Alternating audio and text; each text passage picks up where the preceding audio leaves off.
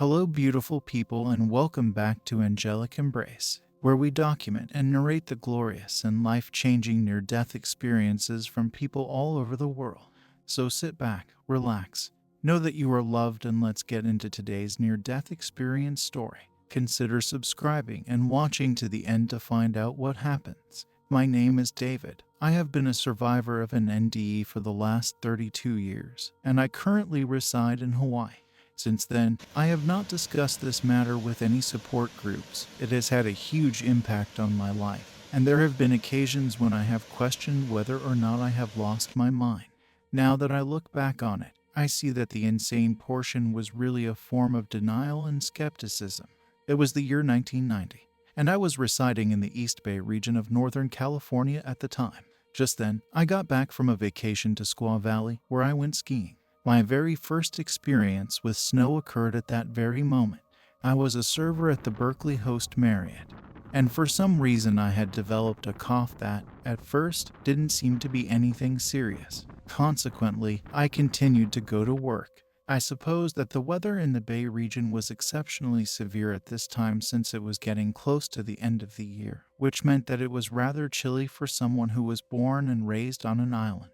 I was a young guy who harbored resentment toward God due to the fact that I was gay. Therefore, I brought this along with me on my travels to the other side. Given what I know now, I ought to make it a point to never feel this enraged again. When I got back to my Auntie Mayle's place, it was already rather late in the evening. There was no one at home. My aunt and uncle may have gone to a family gathering, but my sister was probably still working late at the Oakland Sheraton managing the PBX system. Because my cough had grown so much worse by that point, I found it extremely difficult to breathe in and breathe out without making an effort in either direction. When I was eating lunch at the ski lodge in Squaw Valley at that time, I had a hazy recollection of someone's first-hand tale of her struggle with walking pneumonia. I believe it was at that time. To prevent me from being even chillier, I had on layers upon layers of really warm gear. The wind was howling outside, and I could clearly hear my father's voice asking me, "Boy, what's wrong with you? Don't you know there is no ill person in our family?" The sound of his speech in my brain helped me regain my confidence. I immediately stood to attention and responded, "Yes, Dad, I am aware." I was determined to walk off this chill, so I put on my mittens, my winter cap, and my shoes before heading out the door. I was only able to make it a quarter of the way down the neighborhood block before I collapsed, and I had to scramble to get up and put on a brave face in order to make it back to my house while simultaneously hoping that the neighbors would not witness my weakness. I was aware that I was about to pass away. It is typical for people to engage in some degree of denial in the days leading up to their death due to the fact that the event tends to feel highly strange. I had returned to my couch, unable to move about in any manner that was comfortable. After a long day, I was relieved to get back to my room and fall asleep. It was a very little spare room in the house, and it was quite similar to a huge walk-in closet in layout. The room was well furnished with all of the elements that appealed to my sense of style. Simply the aesthetics of the space provided a high level of comfort. I had just managed to fall asleep in the middle of the night when I was startled awake by the severe stabbing pain that was emanating from my chest. In a state of extreme alarm, I found myself staring up at the ceiling with my eyes wide open.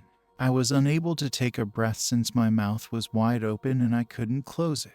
In my bed, I was coughing and shaking uncontrollably. It was indescribable how bad the anguish was. My vision was now fading away, and the only things I could do were hear the sounds and feel the agony gradually diminishing as a result of some type of natural narcotic bliss that was being produced from my brain. After that, I was no longer in any bodily discomfort, but I could still hear the corpse making its final kicks on the wall next to the bed. After that, there was nothing. It occurred to me that I am still present. Perhaps I need to rise to my feet and investigate the source of all this ruckus for myself. I was walking towards the entrance of my bedroom when I came to a stop. As soon as I turned around, I realized that I would not be able to see the body that was still lying in my bed. My room looked the same, but it was laid up differently. It appeared as though all of the items in my possession emanated a peculiar and enchanting light. A bluish-green halo of light emanated from each and every one of the items in my possession. I could see my handprints and footprints glowing wherever I stepped or touched the ground. Because I was so enthralled and distracted by what I was seeing, I momentarily lost track of what had just taken place. It was unclear to me whether I should remain in this room and wait for anything to happen or whether I should go out and seek it. At first, I went for the door to the bedroom and attempted to open it with my hand. My arm was able to pass through all the way to my elbows. I had the distinct impression that there were other people out there who were wallowing in their profound misery as if nothing else in the world mattered. Because it was terrifying, I drew my arm back inside my body. The storm was still raging on outside when I turned my attention to my window, and I noticed that the branches of the tree were crashing into it as a result of the storm. I gave some thought to going back to my body, but it seemed like that choice was no longer available to me. The one light bulb that I had left on over my head began to emit a progressively stronger glow as it became increasingly illuminated. I informed myself that this was the doorway, and then I reached for the light in the direction of the exit. Go, I did it, and I did it pretty quickly. My whole existence was played back in its entirety, beginning with my birth and ending with my passing. I traveled to an area that was prone to severe storms. This was maybe the destination that I reached when I died in rage during a period when I did not recall having much serenity in my heart. It was during this time that I reached the point of no return. I seem to recall noting that there was an after echo in my thinking voice at this location at some point. My voice would reverberate straight out into the horizon in front of me, and it would always come back to me from the horizon at the rear of the room. This seemed to me to be a major source of annoyance. When I finally arrived here, I found that the atmosphere was in no way pleasant. As I watched, storms in the sky and on the ground of this new and unsettled world would unfurl before me unlike any storms I had ever seen anywhere else on Earth. In my immediate vicinity, there were volcanic vents of varying sizes. They were capable of releasing heat and steam at any given time. At other instances, ghostly apparitions would materialize in the steam blast and begin to aimlessly roam the area, seeming as though they are looking for something that does not exist. It was a woman who exploded out of the vent that was closest to me as one of the spirits appeared. I was terrified by her. She seemed to be quite filthy and wore clothing that was very old. Her garments were worn and had holes in them. She was suspended in midair since she did not have any feet to ground her. She was inching her way closer to me in a very deliberate manner. The moment she got close enough for me to touch her, I made the decision to talk to her. I inquired to her as to whether or not she was able to provide me with the name of this location. She refused to give a response. However, she continued to get closer to me as if she was intending to steal from me, harm me, or take advantage of me. I am aware that every thinking is heard in this location, so you cannot conceal a plan for yourself. Instead, you need to openly own it and say it out loud. So I responded in a very commanding tone.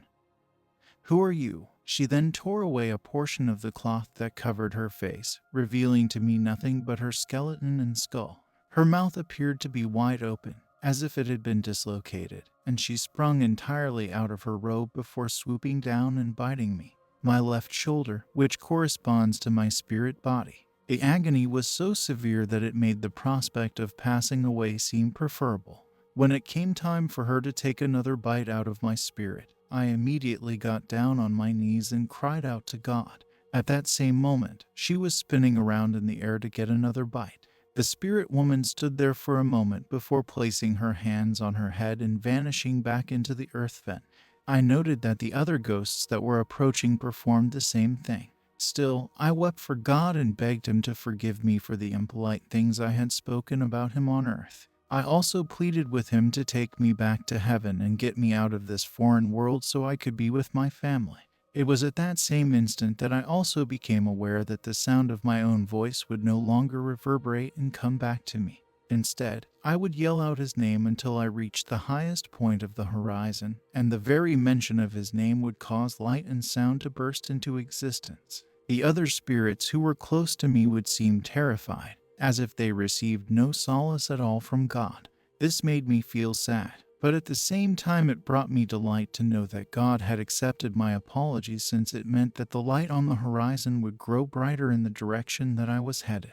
It was impossible to put into words how stunningly lovely his light was. His brilliance was comparable to that of the dawn, and just like the sun, he emerged from his hiding place in the mountains and ascended towards the sky. My soul was rejuvenated as love seeped into every crevice of my existence. Under his light, the world itself was undergoing transformation.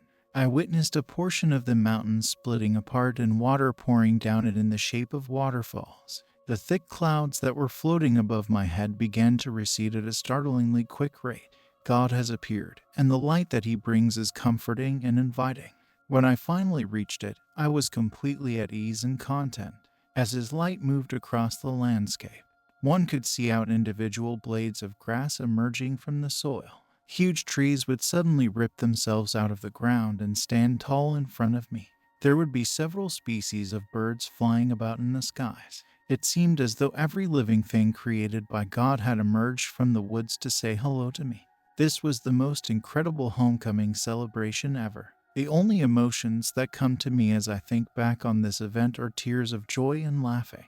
After then, the brightness of his light increased dramatically. I suddenly found myself immersed in a bright white light. During that moment, God enfolded me in his loving arms and kept me close. His illumination intensified to the point that I could hardly make out anything else. At this moment, I had the distinct impression that it was time for me to return to the surface of the world. As I looked up to God, I pleaded with him, "Lord, please let me remain." He would scold them and tell them to keep quiet since their time on earth was not yet up. Now, behave yourself like a gentleman, since you have a lot more knowledge to gain from this experience. Throughout my trip back to earth and then to heaven, I never stopped praising and thanking God. Wham! I am back in my body. Enough. I don't know if that is even a word, but that is how it feels when you first get a body back, so enough is good. I am back in my body. Enough. Yes, I had just arrived back in my living car and was checking all of the systems to make sure they were ready to go. The pulmonary system has been entirely cleaned up. I was stunned, disoriented, and even a bit perplexed by what had just happened. After having experienced being inside a human body, these are the phrases that spring to my mind. The next possibility is different kinds of denial. The logic check for the individual who denied it is here. What is the question? Did I use an excessive amount of marijuana and end up on some kind of trip? The evidence that is all around me provides the solution. As I went for a stroll through the home, I noticed that my winter coat and gloves had been flung to various rooms in what appeared to be the aftermath of a fight. The operator reprimanded me for not seeing that the telephone was still set to dial 911. I had to double verify that I had indeed returned to my room and was standing with my back against the wall. I sat back down carefully and waited for the sun to come up. It was without a doubt one of the most breathtaking mornings that I had ever had the pleasure of witnessing. The sun was rising over the horizon, and the sky had a vivid pink color. Even now, there are certain days that are just too stressful, and when that happens, that's when I know it's time to take a break and watch the dawn. There are several occasions when I can still see him beaming in the sunlight and shining on my face. That provides some solace to me, as does the awareness that we have a place to call our own once we have completed the tasks and experiences that life has to offer.